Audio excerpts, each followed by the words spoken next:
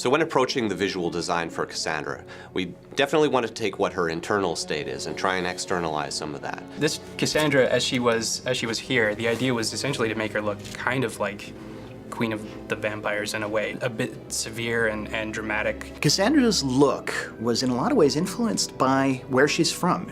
She is specifically tied to a family that was notorious for being the best dragon hunters in the entire world of Ferelden, the Pentaghasts. And so coming from this lineage meant that she came from a specific place, Navarra. And Navarra, of course, is situated a little further towards the equator. Everybody's a bit darker toned in skin. They tend to have black hair. So we understand where people from different countries have different looks. And then, obviously, we wanted to make sure that she was hot, to dial her to 11, to make her absolutely gorgeous, really enticing, and yet at the same time, she's powerful, she's strong, she's wearing plate mail. She's intelligent and she's devoted to the good, so she's very beautiful in an austere kind of way. You'll pay for your betrayal of the Chantry!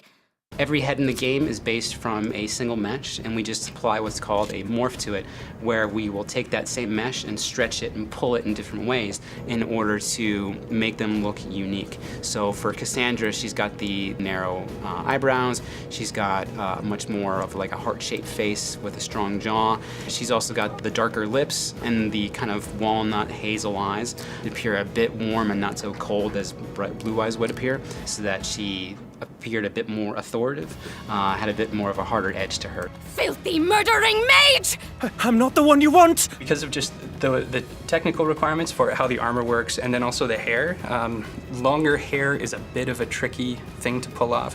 And considering that Cassandra 2 was going to be in this very particular lighting arrangement in that dark room with Varric, it just wasn't quite working. So her short hairstyle was sort of a compromise. It was still something that looked severe, but wasn't going to start doing strange things with the armor. Then we also look at historical reference, looking at costuming, often the Tudor period, but sometimes the Saracens. She's very tough, so her armored appearance we thought would be appropriate. This will be the armor for Cassandra. So it's a massive armor, which is the biggest armor that we have, the classification that we have in the game. It contains all of the full detail, as high and as detailed as they can get it. So this is down to the nicks and dings in the metal. There's the material patterning on the leather, the embroidery, the stitching. Every kind of detail that the artist can imagine will be on this model.